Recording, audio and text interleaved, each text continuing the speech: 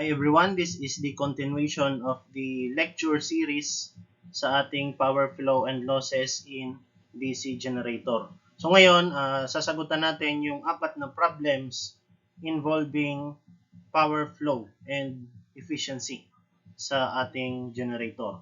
So for problem number 1, a 10 kilowatt 250 volt DC 6-pole shunt generator runs at 1000 RPM when delivering full load. So the armature has 534 lap connected conductors. Full load copper loss is 0.64 kilowatts and the total brush drop is 1 volt. Determine the flux per pole and neglect the shunt current. For the shunt generator, ganito yung magiging diagram natin.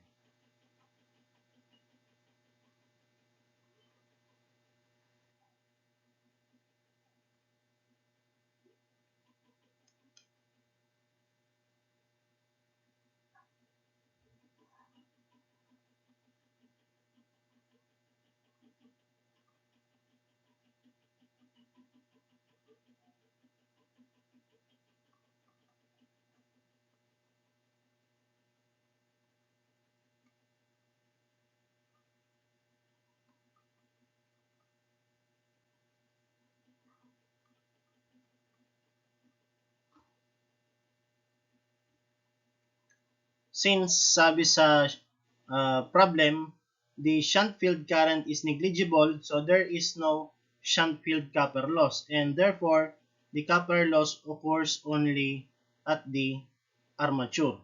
So yung current natin will become the load current is equal now to the IA since wala yung shunt field current natin because yung formula natin for IA is equal to I plus ISH wherein yung I natin is the load current. Therefore, since negligible ito, 0, yung load current natin is equivalent to our armature current. Therefore, to find the load current, we have 10,000 watts divided by 250 volts. So, the answer for that is 40 ampere and yung load current na yan, that will now be our armature current. Since yung copper loss is only in the armature, so we will neglect the shunt field copper loss. Therefore, the formula now for the copper loss in the generator becomes IA squared RA, and that is equal to 640 watts because in the problem it is given at 0.64 kilowatts. Then we convert that to watts, so magmumultiply tayo ng 1,000 and that becomes 640. So to find RA, we will just divide the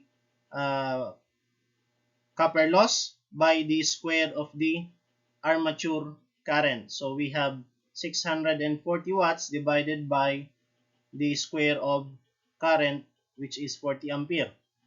So yung makukuha natin dyan na armature resistance is equal to 0.4 ohms. Then, moving on, we have the formula for the generated voltage. We have the EG is equal to VL or the terminal voltage natin plus the IARA plus the brush drop voltage. So, substituting the values given in the problem, we have the VL of 250 volts. Then, para makuha natin yung voltage drop sa armature, so we have the IA which is 40 ampere multiplied by the armature resistance na nakuha which is equal to 0.4. Then plus the total voltage drop sa brush is equal to 1 volt. Then once na kinumpute natin yan, makukuha natin yung sagot for EG which is 267 volts.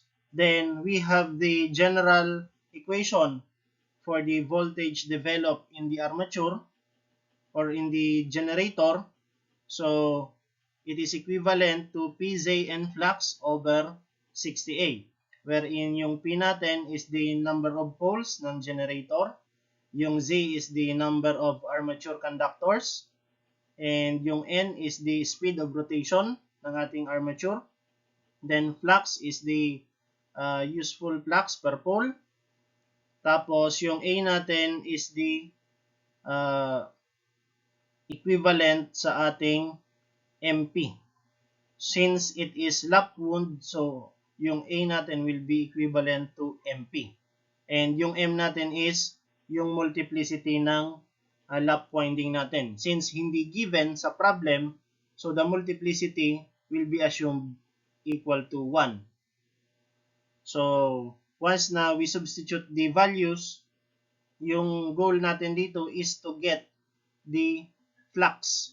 So, by rearranging the formula, we will get this formula for flux per pole, which is equivalent to 60A EJ over PZN.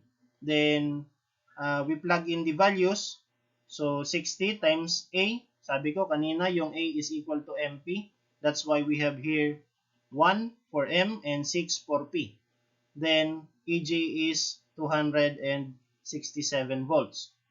Divided by PZN. So, yung P natin is 6 volts, 6 poles rather. Then, the number of conductor is 534 and the speed is 1000 RPM.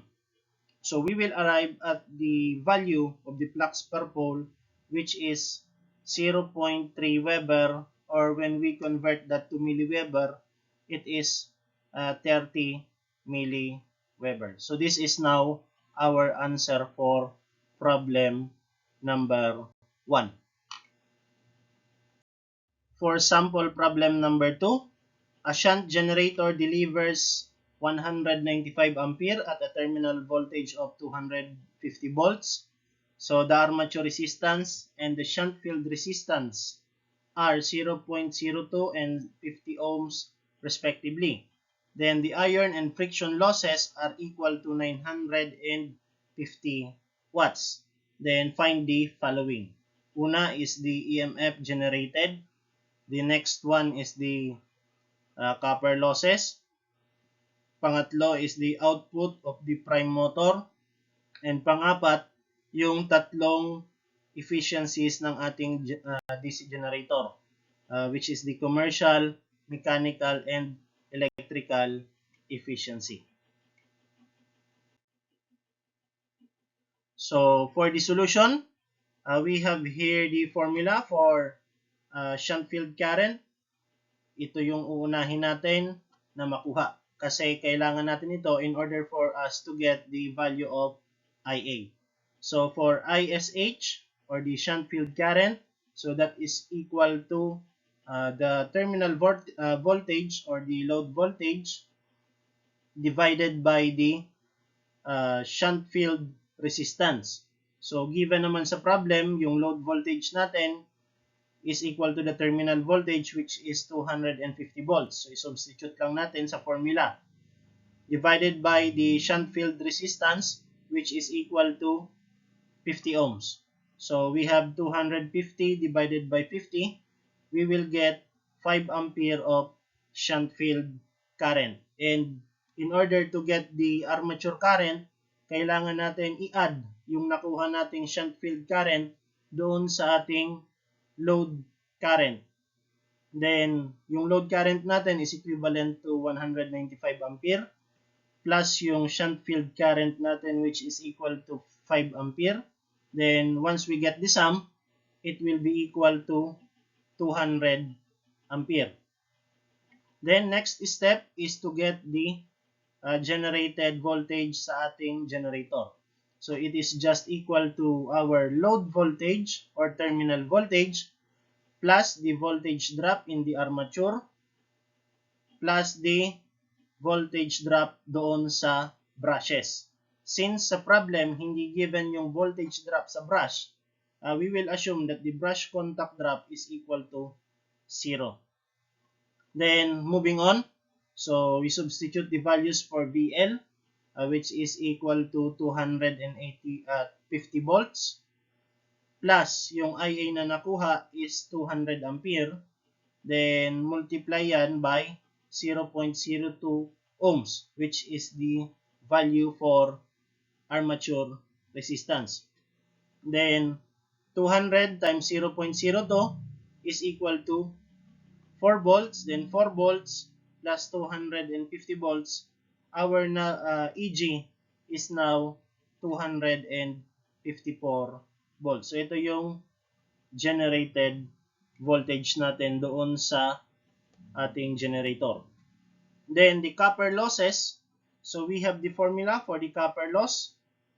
Since this is a shunt generator, dalawa lang yung copper loss natin, which is the loss in the armature and the loss in the field resistance.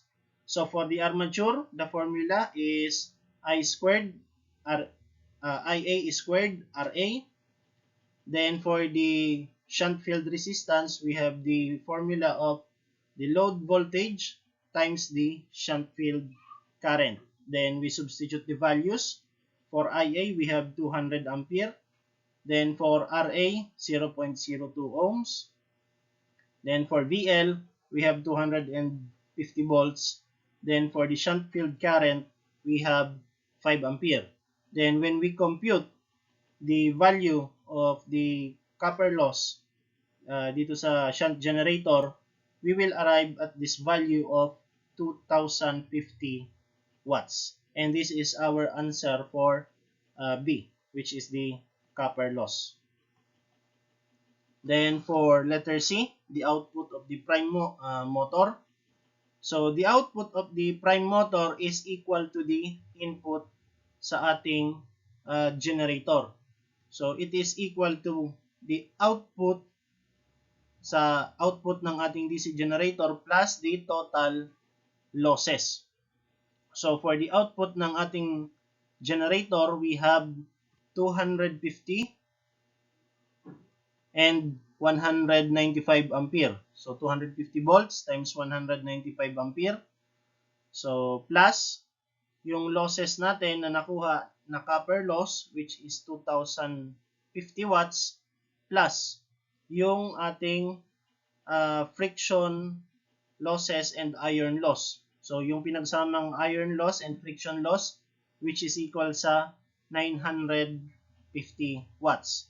So the output of the prime motor is equal to the sum of these values, and it will be equal to 51,750 watts.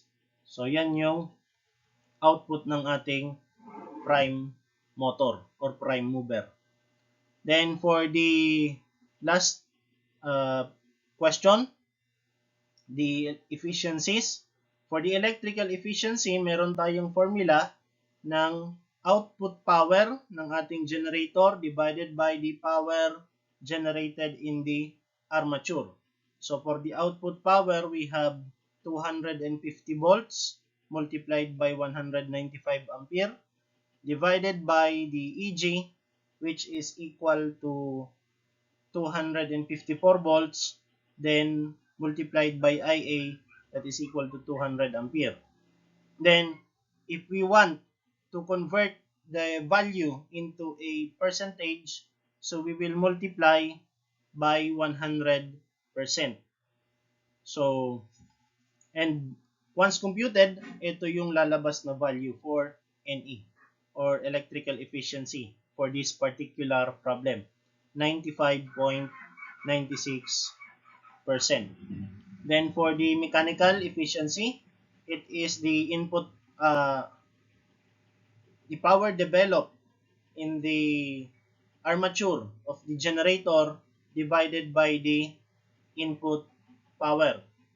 So for the power developed, we have 254 volts times 200 ampere divided by the input power, which is equal to the 51,750 watts multiplied by 100%. Then we have the value of 98.16% sa ating mechanical efficiency. Then for the commercial efficiency, we have the output power ng ating DC generator divided by the input power. So for the values, ito 250 volts times 195 ampere over 51,750 watts times 100%. So yung makukuha nating value is 94.2%. And that's it for problem number 2.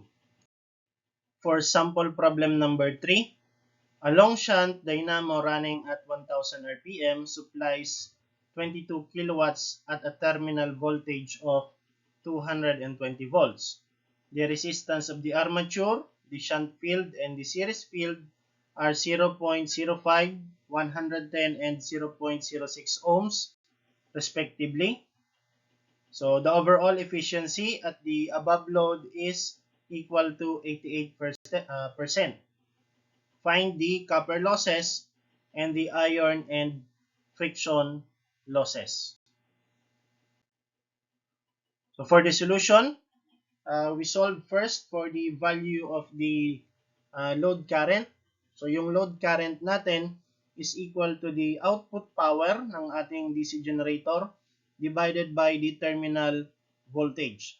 So yung value ng output power natin is equal to 22,000 watts because 22 kilowatts, when we convert this to watts, so we have 22 kilowatts times 1,000 watts over 1 kilowatts. So kaya we will arrive at this value of 22,000 watts divided by 220 volts. So the quotient is equal to our load current, which is equal to 100 ampere. Then to find the shunt field current, so shunt field current is equal to the load voltage divided by the shunt field resistance. So for the load voltage, we have 220 volts. Then for the shunt field resistance, we have 110 ohms. And 220 divided by 110 is equal to 2 ampere. Since nakuha na natin yung load current and the shunt field current, we can now get the armature current, which is just equal to the sum of those two currents. So 100 ampere plus 2 ampere, so is equal to 102 ampere. So para sa ating armature current, we have a value of 102 ampere. Then to get the copper loss sa ating long shunt dynamo, since yung kapag long shunt, ganito yung ating diagram.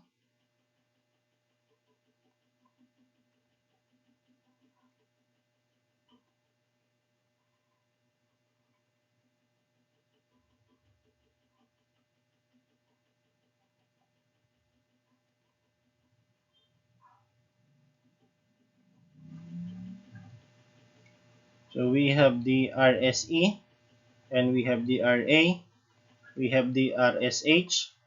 So yung total copper loss will be the power in these resistances. So for the power dito sa RA and RSA, since yung dadaan sa kanilang kuryente ay parehas naman yung armature current, so we have this formula. IA squared times the quantity RA plus RSE. So this is the power developed in the armature winding and the series field winding. Then for the power loss rather. This is the power loss. So IA squared RA plus RSE doon sa dalawang winding. Plus yung power loss natin sa ating shunt field winding, which is equal to VL times the shunt field current, or pwede din naman the shunt field current squared times yung RSH or yung shunt field resistance. So either parehas naman yung makukuha natin na value. So kailangan lang natin i-substitute yung values ng mga variables doon sa formula.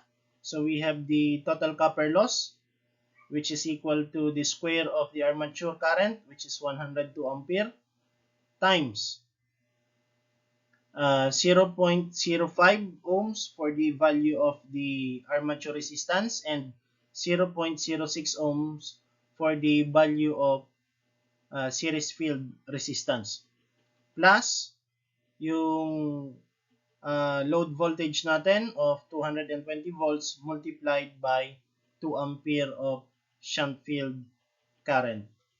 Then we will arrive at this value of 1584.44 watts for the copper loss, total copper loss ng ating long shunt dynamo.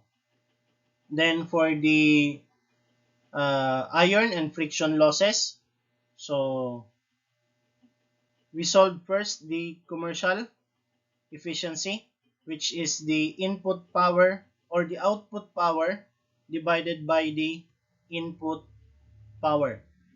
So, and that is equal to 88%. Then when we convert that into decimal, so 88 divided by 100 is 0.88.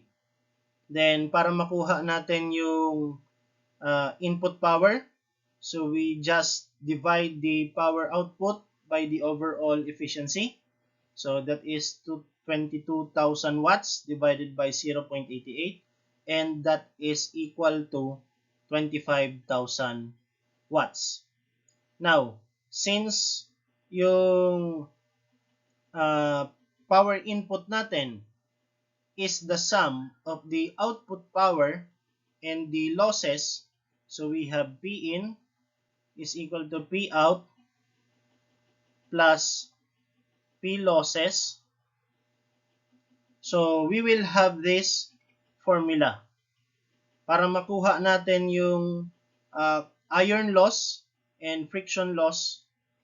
So we will subtract doon sa ating power input yung output power minus and yung nakuha natin na total copper loss. So for the input power, we have 25,000 watts. Then for the output power, we have 22,000 watts. And yung nakuha natin na total copper loss, which is equivalent to 1,584.44 watts. And once computed, lalabas yung 1,415.56 watts na copper and or na iron and friction loss ng ating problem. So, this is our answer for letter B. For the last example, a shunt generator has a full load current of 196 ampere at 220 volts. Then the stray losses are 720 watts. And the shunt field coil resistance is 5 ohm. So if it has a full load efficiency of 88%, find the armature resistance. Also, find the load current corresponding to the maximum efficiency. For the solution, we will compute first for the output power of our DC shunt generator. So for the output power, it is equivalent to the terminal voltage and the load current. So for the terminal voltage, we have a 220 volts na given. Then for the load current, we have 196 ampere. So i-multiply natin yung dalawang yan, lalabas yung 43,120 watts for the power output. Then next, we will compute for the shunt field current. And yung shunt field current is equal to the load voltage divided by the shunt field resistance. So we have 220 for load voltage and 55 ohms for shunt field resistance, which yields 4 ampere for the shunt field current. Then after that, we get the value of the armature current. Since shunt generator yan, ipa-plus lang natin yung dalawang kuryente. So we have the 196 ampere value for load current and 4 ampere for shunt field current. And it is equal to 200 ampere. Then for the power, copper loss sa ating shunt field resistance, so we have VL squared over RSH, or yung load voltage natin divided by the shunt field resistance, which is equal to 850 watts. Then for the input power, we have output divided by the efficiency. So since hindi given kung anong klaseng efficiency siya, so we treat this as a commercial efficiency or overall efficiency. So we have 43,120 watts divided by 0.88. So yung makukuha natin na input power is equivalent to 49,000 watts. Then substitute natin dito sa formula. We have P input of 49,000 watts. So that is equivalent sa output power natin, which is 43,120 watts. Plus, yung copper loss natin, so meron tayong nakuha na copper loss sa ating shunt field resistance, which is equivalent to 880 watts. Then, hindi natin alam yung copper loss sa ating armature. So, we let that IA squared RA. Then, since given yung stray losses, so we have 720 watts for stray losses. So, i-add lang natin yung mga values. So we have 43,120 plus 880 plus 720. Then isubtract natin yung makukuha nating sum dito sa 49,000 watts. So yung lalabas na value for IA squared RA is equal to 4,280 watts. Then, para makuha natin yung RA, so we have RA is equal to 4,280 watts divided by the square of armature current, which is 200. So, yung lalabas na value ng RA is equal to 0.107 ohms. So, this is our answer for the armature resistance. Then for the condition of maximum efficiency, we have here the value of load current, which is equal to the square root of the sum of the constant loss divided by the RA. So we have the constant loss of 880 for the shunt field resistance loss, then 720 for the stray losses.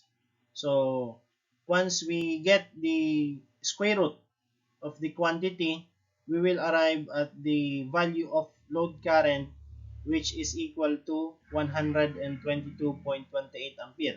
And this load current is the load current at maximum efficiency.